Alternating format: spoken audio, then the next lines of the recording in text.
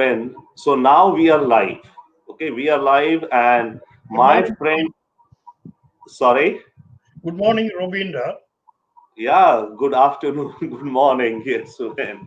Okay, so now you and I are live on Facebook Live, and we can have a discussion about, what some folks, what is happening in America, and you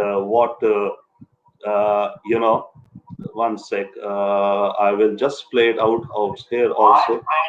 Okay. So now I can see that one of my friends, Teresa, is maybe watching. Teresa from Maryland, I think. So hi, Teresa. If you're watching, if you have any comments, you can share in your comments. When is my very dear old friend and a fantastic colleague, in fact, my mentor, and we are just trialing some discussions on international affairs. So when I understand President Trump is giving a speech right now, do you have some idea what he's talking about right now? Right now, I think he's talking. Uh, I don't know. I think he must be talking about reopening the economy Uh huh. because several states have already started opening their economies, Uh huh. and we are expecting that economy of the United States will be open fully by June, July. Uh, but there is that whole challenge, that whole question between lives versus economy, and as I understand, there is about $10 trillion which has been pumped into the U.S. economy. Can you give a breakup of what that $10 trillion is and what impact it could have on U.S. economy? Uh, it is going to have a tremendous impact. People have been talking whether it is going to be a V-shaped recovery Uh huh. or U-shaped recovery Uh huh. or W-shaped. Correct. I think it is going to be a W-shaped recovery. Okay. All these monies coming into the economy, substantial part of it is going into the banks, financial companies, and major corporations. They have Okay. only one restriction, Uh that huh. they cannot buy their own stock. But that does not restrict them from buying stocks in other corporations. So Interesting. that is why the stock market is going up in spite of the worst news, such as 30 million people claiming unemployment compensation. And the unemployment on Friday, coming Friday, is they are going to declare 16% unemployment from 3.6%.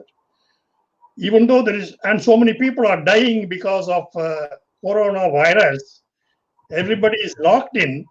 In the meantime, the economy is going up because artificially President Trump, the Congress, and the Federal Reserve have been very successful in flooding the market with 50% of GDP and perking up. Uh-huh. You have worked on the Wall Street as an investment banker. You swung some major deals. In fact, I remember in 1987, you were featured in the Wall Street Journal for some of your for some of your analysis and predictions of the stock market, right? So, Yes. what do you predict for the U.S. stock market now? I mean, Wall Street. How do you see Wall Street reacting, and this whole disconnect between, let's say, the Main Street and the Wall Street, right? The disconnect between the manufacturing and the unemployment, as you're saying, and versus where the stocks are heading. Yeah. See, 1987 Dow Jones average before the crash was 2,500, and on that crash, we came down by 500 points. That Uh was a huh. bit steep. Compared to that, here we were almost 30,000. From 30,000, we came to 18,000 in a matter of Okay. 1 month. Uh huh. And we have come back from that 18 to 20, 24,000. I All will right. just, when, sorry to disturb, I'll just wave back to some of the folks who are watching and waving by. Parag, hi Parag, I can see you waving by. In fact, if you have any questions, you can please pop in your questions and we'll try take and have a discussion. It's just a hangout on world affairs, and I can see Pear from Thailand, Bangkok. She's also watching. Hi Pear, how are you? You can please pop in any question. And this is right now a trial of a show that Ven and I are planning. And for the sake of our viewers, I may tell you that Ven Parameswaran, I can give you $1 million bet of what his age is, and you will not be able to, guess his age and his energy. He is. When may I say? May I share as a public secret your age? Yes, please. Okay, when is 90 years of age? Okay, he's absolutely active. He's been in the United States for over 50, over 60 years, right? Yeah, I'm here for 66 years. 66 years, and he is one of the very senior Indian American community leaders in the United States, living in New York. And as far as, I mean, he is bipartisan, I would say, but on the other hand, he is definitely leading towards the Republican Party. He believes in what the Republican agenda is in general, though he's very much open and objective to discussions. So it's a pleasure to have Ven with us. And I can see another colleague of ours, Randhir Singh, is watching. Maybe Randhir, you're in Kuwait or Saudi. Where in the world are you? Manish, hi Manish. Manish is in New York itself. If you're watching by, so when please continue your take on the economy and the W curve that you were saying. And folks, this is a trial of a show on international affairs on Facebook Live as a discussion, which I'm planning to do off and on. So this is still in the trial process, but more than welcome. So when, yeah, what is your take on the W shape? Yes. Uh, the first, the economy is very negative. The second quarter, it will be the worst. The second quarter will be the worst. Second quarter by I mean every morning, April, May, June, July. Okay. I think for Uh-huh, January, uh-huh. March, April, May, June. April, May, June. The Mhm. second quarter is going to be the worst for the United States. The worst, but Okay. because because we have pumped $10 trillion into the economy is going to rebound from the second quarter to third quarter. Third quarter, it will start producing results, and the fourth fourth quarter, beginning in October, will will will go up in straight straight up. The end of the W. Okay. Okay. So And how do you see the United States? I mean, that's the domestic economy. And okay, of course, one question would be its impact on presidential elections, but we will not go there right now. There are too many topics to cover. I want to come back to another topic around the economy itself, but somewhere. Uh, how do you see America now kind of positioning itself with respect to China, with respect to trade, especially? You know, the whole trade wars which were going on, that seems to be a story of the past. But how do you see America now redefining its relations with China, especially regarding trade? yes, it's a good question, an interesting question you have asked, because the American people, American government, and the President of the United States are all, I should say, against China right now. When Uh-huh. we think China is responsible for this coronavirus spreading in the world. Uh-huh. We believe China had the opportunity to share the information with the rest of the world. We think they have failed. Okay. Because they have failed, and they are not even allowing us to investigate, Uh-huh. not allowing us to visit the the lab in Wuhan. Uh-huh. uh, Americans. are highly suspicious of China. But can America de-link, may I ask, can America de-link itself? We know that, yes, there are reports that the American government, the Trump administration is trying to, of course, push American companies to locate out of China, move out. The Japanese government is offering, in fact, up to $2 billion to any Japanese companies, a mix, to relocate out of China to anywhere, Japan, Indonesia, India, Vietnam, Thailand, Myanmar, wherever. How easy do you think will it be for American corporates, or will, or do the American corporates have the will to move out of China because they're so much embedded with China and they have so much profits interlinked with China? How do you see that?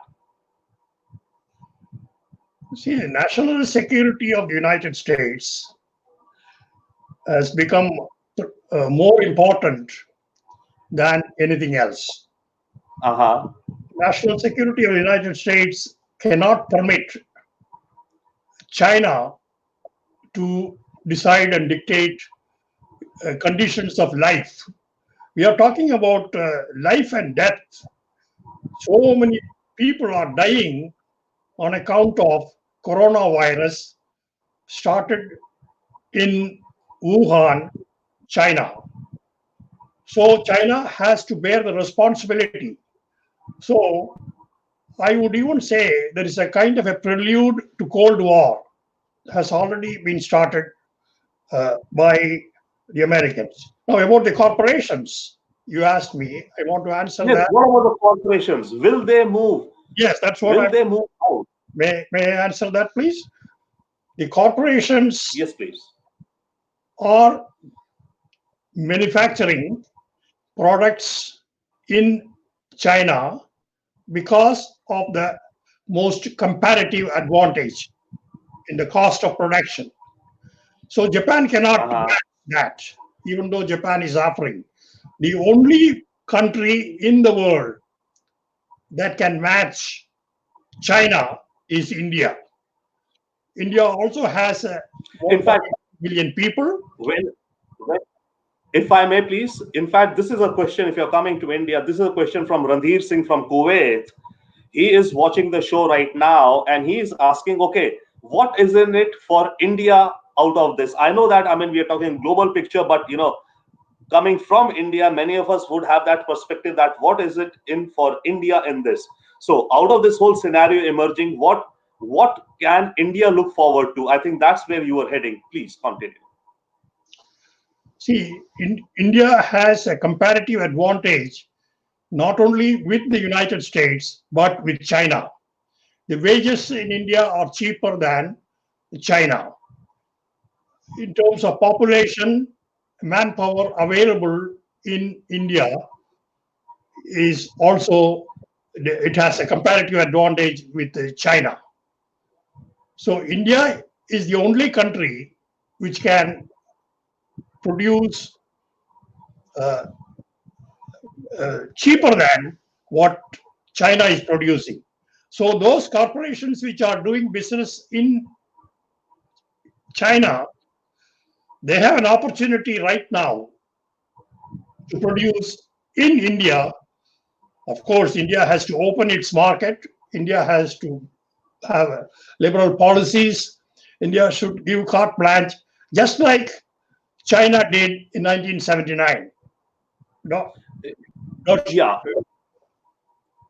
In fact, if I may say, I think that is a very pertinent point because we all seem to feel that India will benefit. India has the large market, India has democracy and all. But if we look at the real, like the nuts and bolts, there are definitely big issues with India also in order to be able to attract such large corporations, correct? Including, yes, of course, our infrastructure and certain reforms and all. Otherwise, apparently the benefit of all of this is going to go to countries like Vietnam, of course, Thailand, Malaysia, Indonesia. So India has to up its game. How are you seeing that in terms of the relocation of some of the supply chains from China to India? Yes, they some of them have already started going, as you said, to Vietnam, Malaysia, Philippines, Thailand, and all. That's only Uh-huh. because they were not able to start doing business with India. Now, the ball is in the court of India. Unless and until India changes its policies for foreign investment and gives carte blanche to the foreign investors, especially the United States. When I say carte blanche, in some company, India may have to give 100% Uh-huh. equity to the United States. That's what China did. If India creates a environment for aggressive foreign investment in India, India will do much better than what China did. And India could become the second economic power in a matter of 10 years, So approximately. what you're saying, and by the way, I need to acknowledge also Jay Mandal. I think Jay Mandal is in Washington D.C. Perhaps, Jay, right? The ace photographer. You might know him. I know Jay Mandal. Yes, Yeah. So Jay is watching the show right now. he's I think so. He waved. So Jay, a pleasure to see you. It's an experiment we are running, and Jay, sometime we would love to have you on the show also for a discussion. As we kind of trial out the show, maybe a few times a week. Normally, that's what we look at. But coming back to your point, when so does it mean that when China opened up in the 1980s or after Deng's visit to the United States in 1970, whenever, right, yes. or 1980, they made some bold moves. India would, do you think, need to make such bold moves now? And howsoever, knowing India will not make such, India doesn't move that fast, or it hasn't moved that fast, right? With such extremes as China did. So if India doesn't take radical steps, what are the chances of India, attracting these supply chains to India, assuming India makes some changes, but incremental, not quantum changes? It's entirely up to India and its leadership. Now, this is where Prime Minister Modi has to take dynamic and drastic change in policy. I like Prime Minister Modi and his policies, and he has been Uh-huh. elected with a huge mandate, and he has a majority in the parliament. Whatever he does, whatever he wants to do, he can achieve right now. The proof of Hmm. the pudding is in the eating of it. Now, take for example the locked in. Locked in India has been most successful, comparatively speaking, in the world. Again, give thanks to Prime Minister Modi, and he gets a credit for this, which means Indian people are respecting the leadership. Indian people are complying with the rules and regulations. This means if Prime Minister Modi starts a dynamic economic and policy, international trade and investment policy, that will be accepted Hmm. by the people of India and the corporations. So, where does the buck stop? Prime Minister Modi. Unless and until Prime Minister Modi takes leadership Uh-huh. and Uh-huh. creates creates favorable conditions for investment and makes a deal with President Trump, who may come with 200 CEOs of top corporations, just like Don Reagan did during President Reagan's time to China. Within a matter of time, everything can change in India. You need large infrastructure, policies have to be made, and whatever now India is a democracy and prime minister is there, he has to make the policy. I don't know why he's not doing it. I don't know. I'm away from India. That you should answer. Okay, yeah, sure. I will put you a question which also came in from one of the viewers now, Mayank Sachan. And yeah, guys, for your information, when Parmeswaran, is one of oldest, perhaps the oldest Indian American in the United States, but that's not his real, I would say, credentials or what I'm wanting to bring forth. Uh, Ven is an amazingly astute political mind, as well as an economic analyst, has been an investment banker on Wall Street, has swung very interesting deals in Wall Street, worked with folks like some of the blue chip investment bankers for investment banking deals and all. At the same time, he is a senior leader with the Indian American Republican Committee in the United States of New York. He's been in the United States for like 66 years, I think, one of the longest living Indians in the United States. But when coming back to your point about India, one viewer, Mayank Sachan from Delhi, his question is that, when industry is suffering badly in India right now, what model can India present in front of prospective overseas investors? Uh, can you repeat that question? What? Yeah, the question is that, when the existing economic scenario in India is also, kind of on a downslide, right? I mean, of Yes. course, economies worldwide are down in the dumps. So even India is not doing well. So what is the model that India can present to overseas investors to attract them into India? India is the youngest country in the whole world. 50% of the population of India is under 25, and two-thirds of the population is under 35. Number one. Number two, India has the largest English-speaking population in the whole world.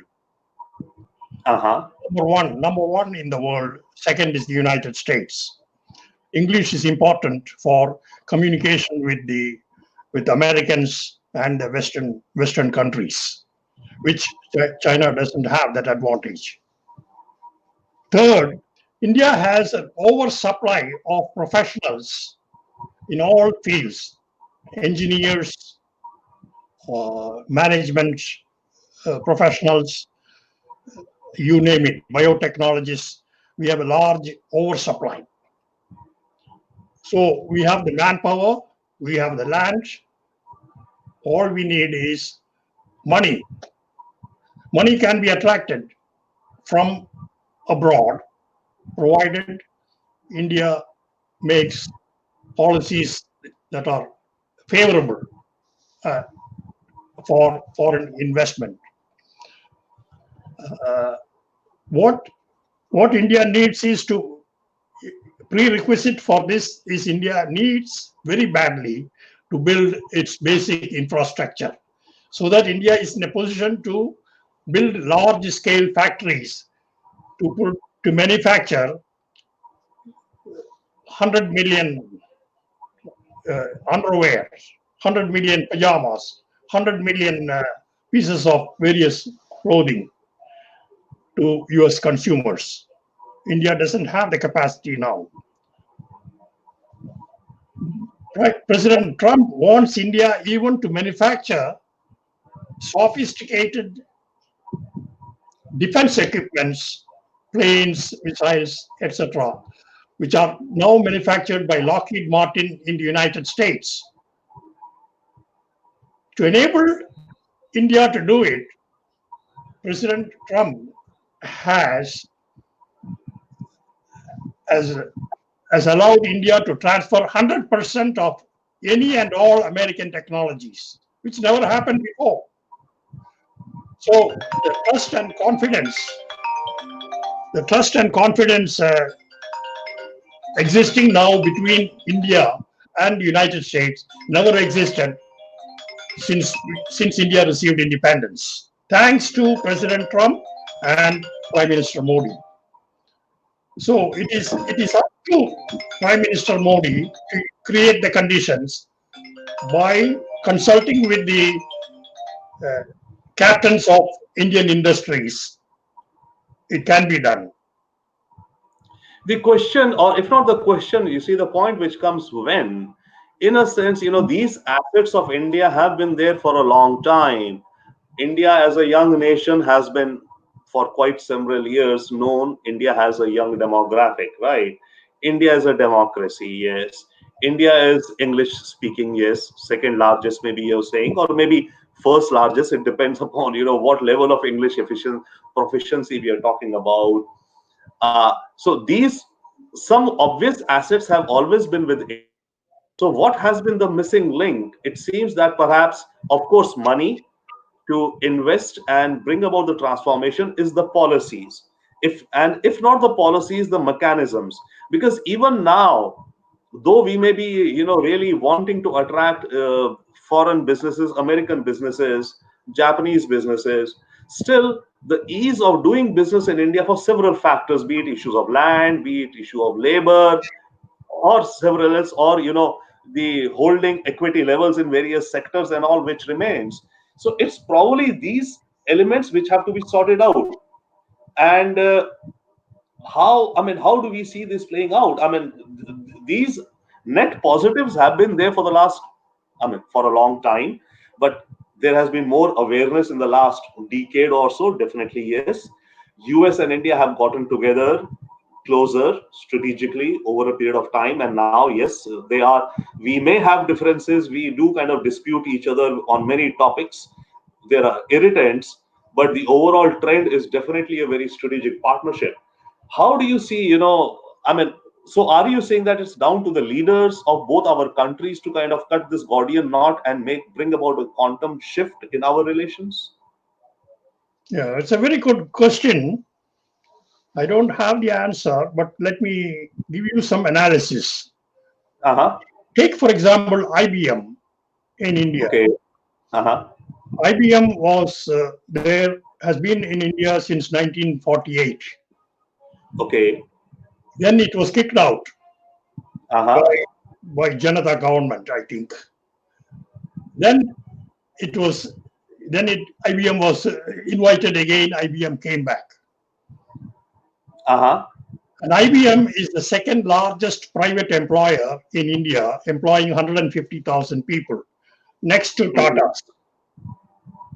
IBM has more employees in India than anywhere in their offices in the world, including the United States.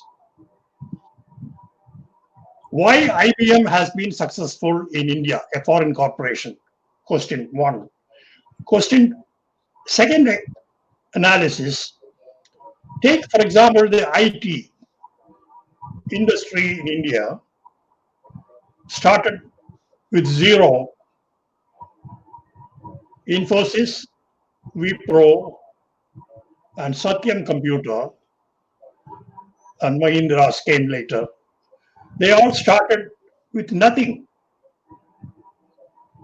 And because they didn't have to depend on the government on anything, they built their IT industry on their own.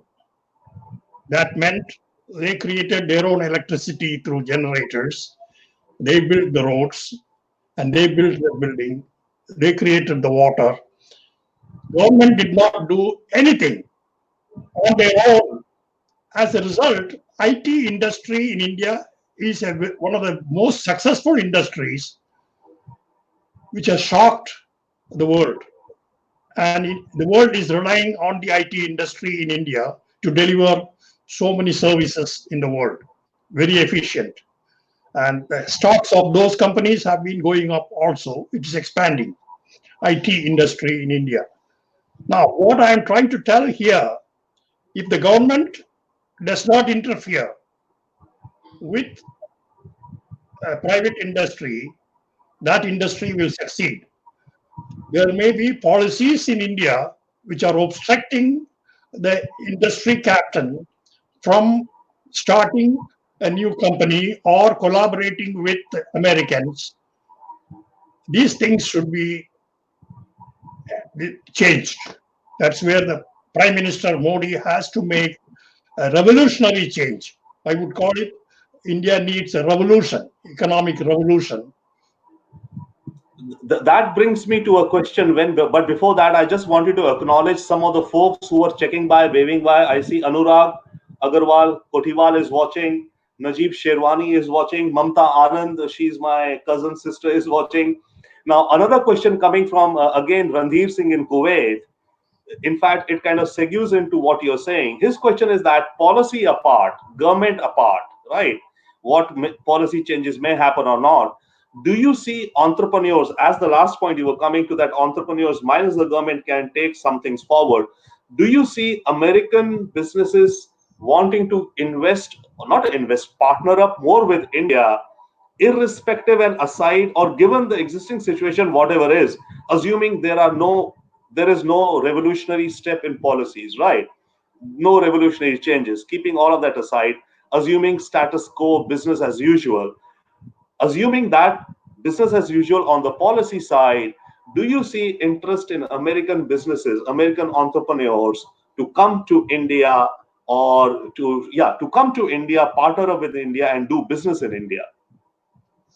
Yeah. Or even Wall Street for that matter. I mean, because, okay, Wall Street is a different animal because they are just, it's just flow of money into the stock markets in and out. They're not bothered with anything other than government limits on what investments can come in. So let's talk about Main Street businesses. India is still not very well known to the world, if I may say so. That is because India has a very poor public relations. Why I am saying this, Bill Gates Uh-huh. and the former chairman of GE, Jack Welch, Welch. Yeah. they did not realize the strength of India till they visited India for the first time. When Bill Gates visited India for the first time, within 24 hours, he made a comment, which I still remember. Uh-huh. India and the Indians will lead future top technologies in the world. Okay. What he said. Now, you can also connect that with what has happened to Microsoft, which he founded. For 6 months, they interviewed several people, and finally they selected an Indian to head Microsoft, Satya Nadella. Right. Now connect to what Microsoft chairman said in New Delhi when he visited first, and what he himself has done to his own corporation after 20 years after his visit. He found an Indian American to head Microsoft technology. And after Satya Nadella took over, its stock has tripled, which never happened in the history of Microsoft. Not only Sure, when, but my dear friend, sir, if I may, see the point of that exceptional leaders from of Indian origin doing well in the world. Yeah, sure, I understand. Right, we all understand. Right now, there's so many companies which are headed by Indian origin people. How does that translate? And sure, we assume that human capital is something very valuable always, and assuming maybe Indians have some extra human capital. I don't know, though. I would think that all people on this planet have equal, probably, abilities. It's a matter of maybe some opportunity, some learning, etc. Sure, maybe Indians are a little bit more sharper and quicker than those, right? But coming back to your point, which you had started out, that India's public relation, or coming back even further to the question which was there, that keeping or assuming that policies stay on as usual, how does American business look at India, and will American business come to India more? To which you said that India's public relation has not been up to the mark, and India has not been known in the United States since long, and even maybe now. Yeah, fortunately, the Indian American population has been increasing in the United States. We have we have now 6 million Indian Americans Uh-huh. in the United States. Now, not only that, uh, not only that, 20, there are 25. There are 25 Indian Americans are CEOs of major American corporations. Uh-huh. Their presence and what they say and how they develop their own corporations in the United States is a great publicity for India because they are Indian Americans. Sure. They are not, I mean, Satya Nadella was not selected because he is an Indian American. Rajat Absolutely. was not selected because he was an Indian American. Indra Nooyi was not selected not because India, but they happen to be Indian American and they have become successful. So although there is no public relations from India, these people's presence in the United States and their mingling with other CEOs have created goodwill for India because they come from India. So they know that Indians are the smartest people in the world now. That was hidden. Even now it is hidden, I would say, because India has a poor PR. It is so the Indian American leadership in the United States, in all levels of society, is a great public relations for India. Now, has the government of India or the Indian industries capitalized on this? The answer is no. I am getting the Okay. and Indians always think that they know everything, they are better than others. That kind of attitude should not be there. Indians know, Indians have intrinsic strength in India, but they have to learn from others also. They need to cooperate. So uh, there is the American corporations are anxious to go to India and invest aggressively, provided they can do it. Well, Because the bureaucrats and bureaucracy and the red tape is stopping that. How much control Prime Minister has over his own bureaucracy? It's a big question. well, that question to some extent, maybe let's say Prime Minister Modi is a dynamic, aggressive Prime Minister. So he has maybe more control over red tapeism. If not more control, he's working towards, opening up or ease of doing business kind of areas.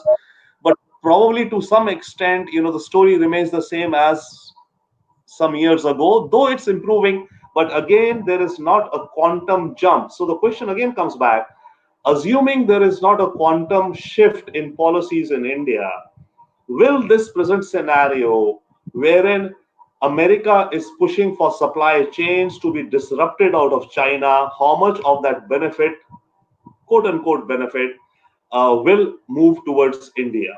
Assuming business as usual, assuming not any much major reforms, because you see, like the issue of land reform, I think we cannot have land reforms in India.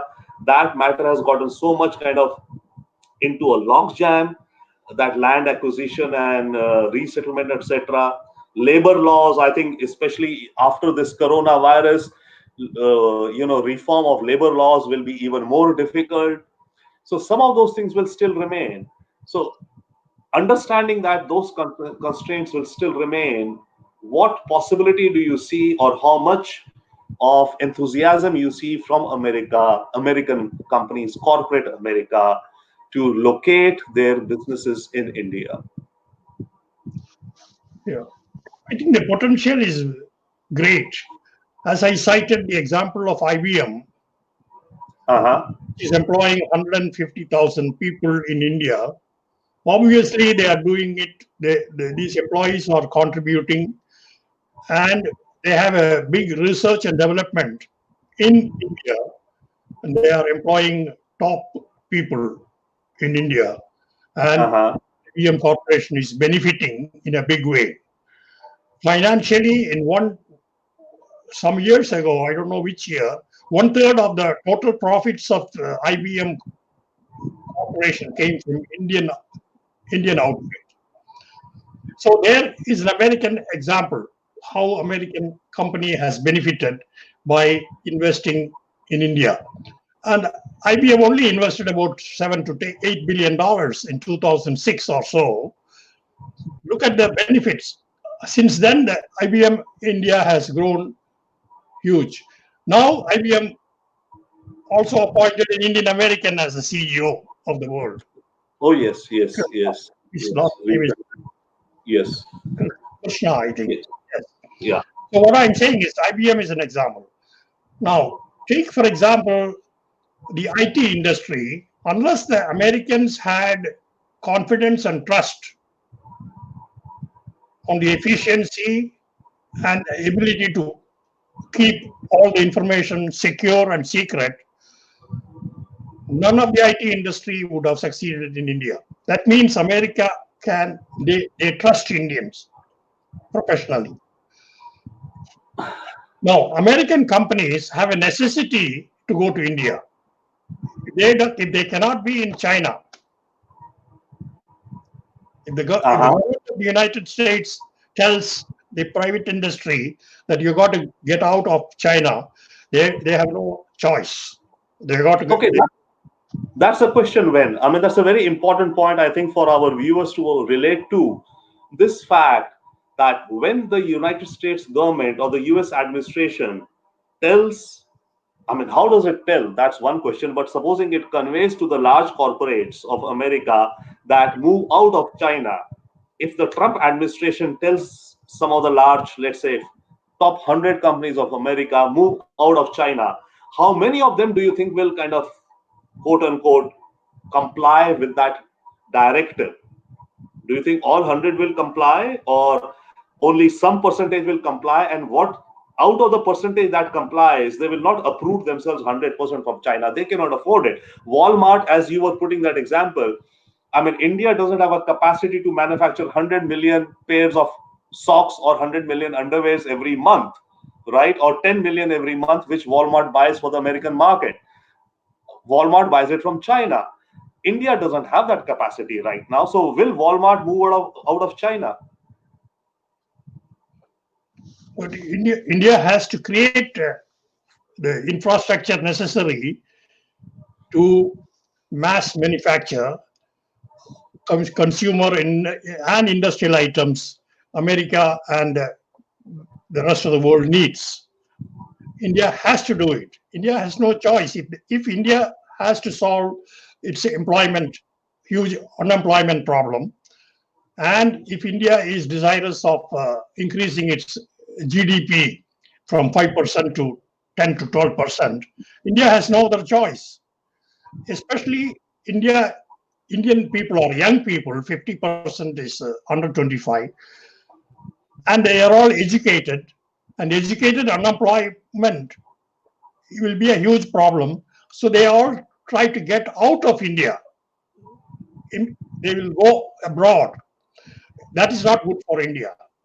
So finally, India has to decide to start the economic revolution of modernizing India by creating the basic infrastructure. Once the basic infrastructure has been built by India, building factories is not a big issue.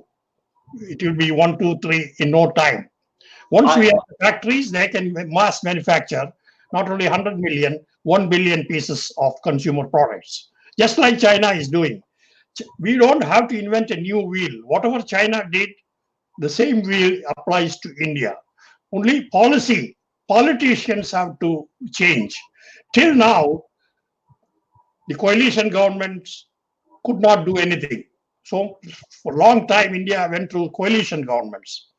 So there was no majority in the parliament for the prime minister to get anything approved. Now, Prime Minister Modi doesn't have that excuse. He has the majority. He has won the big election with the largest mandate. And fortunately for him, Trump and Modi are getting along 100%. This kind of rapprochement never existed before between the United States and India ever since I came to the United States, starting from Eisenhower. I cannot think of. And I always keep wondering, will I die? Will I die? I am, can I die seeing India at least starting something? Because I'm already 90 and I'm praying every day India starts economic revolution to change India and modernize India and attract unlimited investment from the United States. And if they do that, India can become the second economic power, outbeating China in no time. I'm confident of that.